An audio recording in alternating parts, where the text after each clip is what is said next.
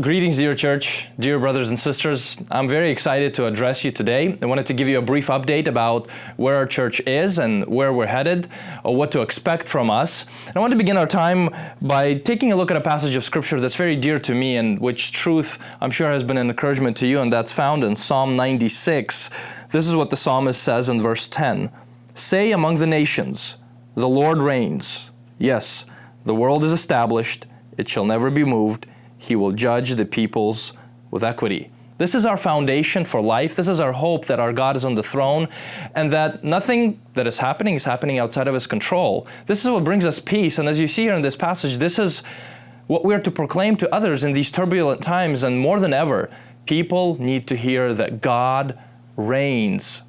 Now, I wanted to begin by sharing a little bit of my heart, and that is, first of all, it's filled with gratitude. As we get together with pastors and we talk, we are amazed and so grateful to you and to God for your example of faith.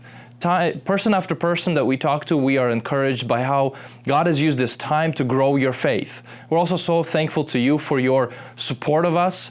You know, we've had to make a number of difficult decisions. We're traveling along this road for the first time, and it's just been so encouraging to hear your support, that you support us in these decisions. And thirdly, we're really thankful for your contribution. We're so thankful that you continue to contribute to our church financially to make it continuing. And also I wanted to mention the number of people who are making this possible, our live stream services possible, who are wiping down the benches now that we meet together. So thankful to those of you who are serving us. They're finding ways to serve. Now, as you know, ever since the stay-at-home order went into effect at the end of March, we've been doing live stream services. And it wasn't until the end of May, really, when we were allowed to meet together that we began to meet outside to have communion. We've actually, since that time, we've had 9 services, 2 in English and 7 in Russian. And we've done some of them inside. And when we went to phase 2, when we were started to be allowed to be inside, we've actually had a few services here inside. And many of you, most of you have been either outside or inside doing communion with us. And that was such a wonderful time. And as we look back, not only was it a great time to celebrate what Jesus has done on our behalf, it was a great time to see each other, to sing together, pray together. We're also very grateful to God that since that time we haven't had any new cases at our church, and we're very grateful to that. Now, as we're going forward, this is what you are to expect. One is that for the next few Sundays, we are going to keep at the 25% capacity of our building, which is about 250 people. We do have 3 services. Wednesday at 7 p.m. is a Russian service. Translation will be available, and same thing on Sunday at 9 a.m. We also have an English service at 11:45. You do have to register for those, and so in the link with this video, you'll have registration. And so we do please ask you that you would register ahead to keep coming to those. Youth is also meeting at 6 p.m. And also, we wanted to let you know that soon we're going to have an update to you about our kids ministry. We're thinking of different ways of getting that started up again. That's coming in the next couple of days.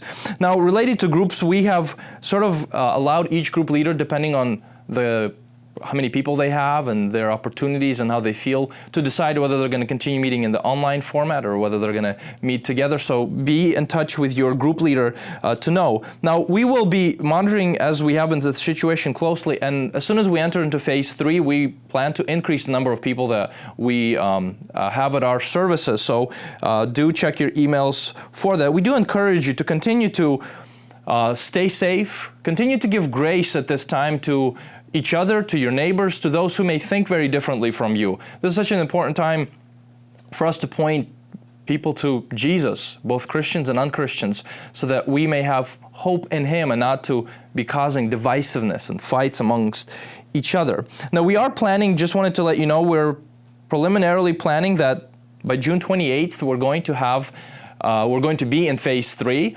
And so we will have a family service that evening. We've had a number of children born that we want to pray over and so forth. And so keep an eye out on that. That will be a registered service, but hopefully we'll be able to gather as a bigger congregation.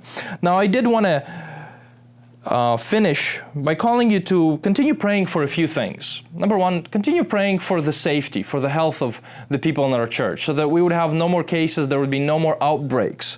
Continue praying for the spiritual growth, your spiritual growth and spiritual growth of your brothers and sisters here at the church. And also, be praying for us as pastors. We need wisdom on how to navigate this time, how to properly open up, how to properly lead you. And we need God's grace in that. So keep praying for us. And also, do pray for our officials. This is an unprecedented time in our country on so many different levels. And they need God's wisdom. They need God's protection. So we encourage you to pray for that. If you have any questions about anything that I've covered or something that I didn't, please don't hesitate to get in touch with us. We would love to talk with you, answer your questions. And I wanted to finish with the words of the Apostle Paul in 2 Thessalonians chapter 3 and verse 16. He says, "Now may the Lord of peace himself give you peace at all times in every way. The Lord be with you all." God bless you, friends. See you at your next service that you registered for.